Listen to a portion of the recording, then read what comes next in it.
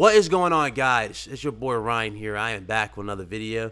Okay, if you missed my last video, I uploaded it pretty late last night. It was around 1 o'clock. I had to get it out there.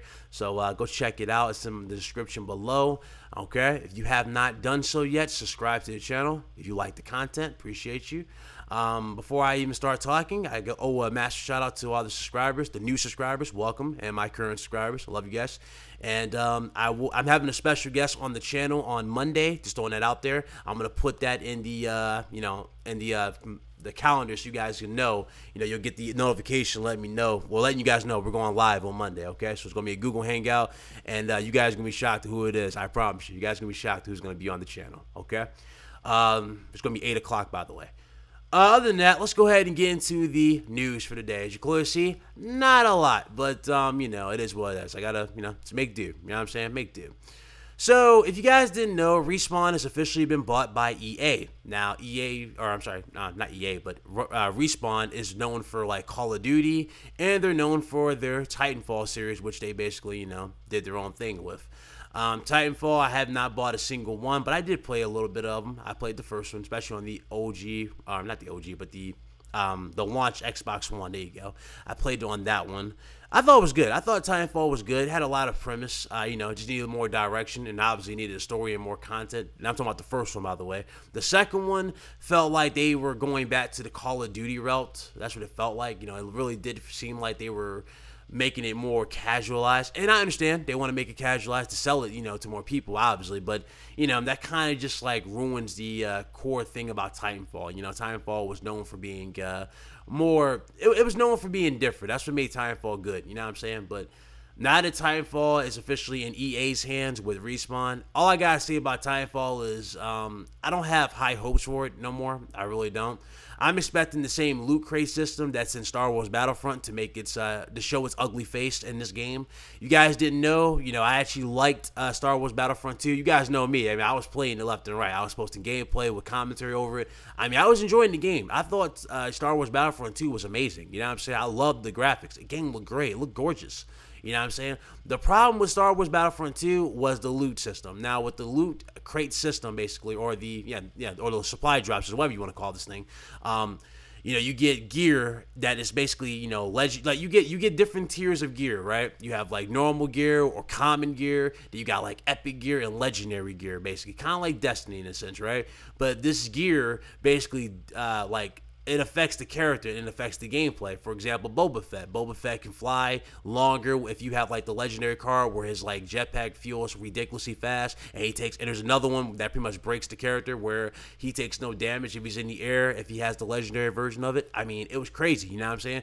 Now I'm expecting that sort of thing to be in Titanfall. I can already see them having it like with different things with like customization for the character, right? Where like you can add something silly like a clown makeup to your Titan, and this gear does this amount of damage. This gear does this amount of defense. This gear reduces that amount of damage. You know what I'm saying? I guarantee you they're going to go that route. I have that feeling. And, it's a shame. It really is a shame. You know what I'm saying? Now, okay, I guess you can say I'm jumping the gun. Well, actually, I'm not really jumping the gun, but I guess you can say I'm reacting a little too early. Let's be real here. Star Wars Battlefront 2 has not released yet, and I'll give you guys that. But mark my words, man. I'm just telling you how it is. And this EA, man, EA is known for shady practices.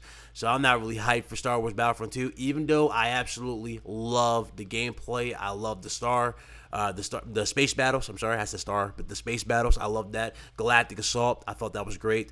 So I like what they did, but it's just I had that feeling that the game just gonna be ruined super bad. You know what I'm saying? I had that feeling it's gonna be ruined. I really do, and I don't have no high hopes for Titanfall after EA has officially bought Respawn. But my thing is about EA is this though. They bought Respawn, but then they got rid of the developer of Dead Space. I don't get it. Why? I get why in terms of like them trying to sell supply drops and whatever they want to sell in Dead Space. Let's be real here. We don't buy Dead Space for that. We don't support that, which I kind of wish every gamer, especially those who played Dead Space like I did, I kind of wish everybody would speak up and speak with their wallets and not support you know, like just the way they didn't support it in Dead Space, I kind of wish they did the same thing for other games that EA did. You know what I'm saying? But the fact they didn't, you know, now we don't even have the developer of Dead Space anymore. They still have Dead Space, but we don't have the same developer. And now I had that feeling if we do see another Dead Space, it's going to be a shell of what it was. You know what I'm saying? It's going to be all action, and it's just going to be trash in a sense. But you know, it is what it is. You know what I'm saying? It is what it is. But it's crazy, ain't it? Crazy. It really is crazy. Let's go ahead and move on to another article. So, Xbox One X sales have been incredible. GameStop nearly out of its shipments. Now, you guys remember Microsoft did a lot of wordplay. They did a lot of false hype for this console. Yes, false hype. You see, if you guys remember, right, they said this console was the fastest selling pre-order of all time in Xbox history, right? It's the fastest selling pre-order. And you had Xbox dudes claiming that sells. And I'm like, guys. Everybody was saying this. Everybody. Hard 8 times. Everybody. You name it. Like we said it. Pre-orders don't mean sales, okay? You can go to so many sites and pre-order consoles and not pay a dime. I kid you guys not, okay? Pre-orders do not mean sales. It doesn't mean a thing. Okay, so for those of you thinking that pre-orders meant sales, it doesn't mean a thing. Okay, so now that we got the actual, you know, supposed estimates, I mean, Microsoft's saying they're supposedly going to sell 900,000 in this holiday alone. So I mean, there's your closest estimate to sales, but I find it crazy how, like, you know, they were saying this is the world's most successful pre-order, or the most successful pre-order in Xbox history, and yet, you know, we didn't have any numbers. We didn't have no numbers of the actual shipments. We didn't have no numbers of the actual pre-orders. We had nothing. You know what I'm saying? All that told me is that they had a limited supply, which it clearly sees like, you know, it looks like we're having now, right? Limited supply. And, you know, people just, you know, bought the limited supply, especially with the limited, you know, supply console, you know, with that little Scorpio edition, you know. But it is what it is, you know what I'm saying? It's good for Microsoft, though, that they're selling. You know, I'm not saying it's not, you know, good, but I just find it funny how, you know, there's a lot of wordplay going around, you know, and a lot of false statements to get you to believe that this thing did this, that, and the third, which it clearly did not. Let's go ahead and move on to the other topic. This topic right here has been, like, legit recommended to me all day. Like, it was recommended to me yesterday. It was crazy. But some Xbox One X units reportedly dying out in a few hours. Yes, I did see a few people who tweeted me on Twitter that video where dude's, like, his disc was, like, stuck in his Xbox One X. He had to use a paperclip to push the button on the side to eject the disc. I did see that. You know, it's crazy. But I'm gonna give Microsoft a little bit of like leniency on this one. I'm gonna give them a little bit of, you know, I'm gonna give them a little break on this one. But at the same time, I gotta call out a certain thing on this too. Okay, I give them a break on this because this is the launch of a new console. Every launch of a console, whether it be PS4 Pro, Xbox One X, Xbox One, PS2, Xbox, you name it. Every console launches with some problems because they're rushed usually half the time when they're making production, especially when they're taking large, you know, supplies and large demand. You know what I'm saying? They always do this, okay? They always have defective units. That is something that is very common in the gaming industry. We always have defective units, okay? Every single time. And that's a no-brainer, right? That's a no-brainer.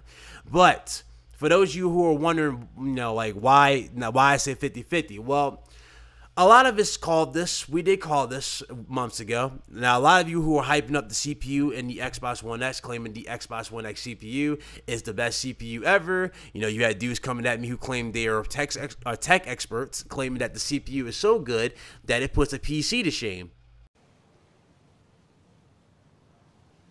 Right. Yeah.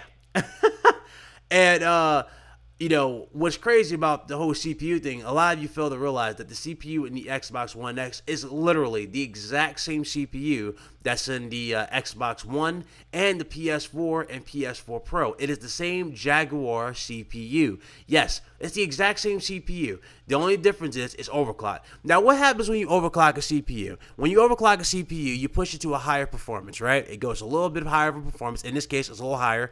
But when you overclock a CPU, it gets a little bit more performance out of it. But at the same time, when you overclock a CPU runs hotter. That CPU will run hotter than the normal CPU. And in turn, that will create a lot more heat. Now, a lot of people, especially me, I was like, okay, that's cool. They got vapor cooling in the console, but that was about it. You know what I'm saying? Vapor cooling and all that, you know, that's cool and all, but when you have a CPU that's running super hot and you have a GPU that's very demanding at the same time, and well, not really, I don't even want to say demanding, but you have a high-end CPU or GPU, right? And this GPU is being bottlenecked and pulled down, and the GPU has to accommodate for this CPU. You're gonna create a lot of heat on this console. There's a lot of heat gonna happen in this console. Okay, it's a lot happening. It's a lot happening. And I said numerous times, man, all you dudes who are hyping this up, listen, just stop. Just be happy that you got your console. This is why I'm happy for you. I said the Xbox One X is here. Good. It's awesome. It's here. But come on, guys. Stop with the extra baggage. Just stop. Please, just stop it. But something tells me you guys simply will not do that. And it's all good. It's all good. But that's pretty much it, man. That's pretty much it. Not much I need to say. Not much I need to say. Not much I need to say. Not much I need to say at all. I'll see you guys later on, man. You guys have a good one, all right? Deuces.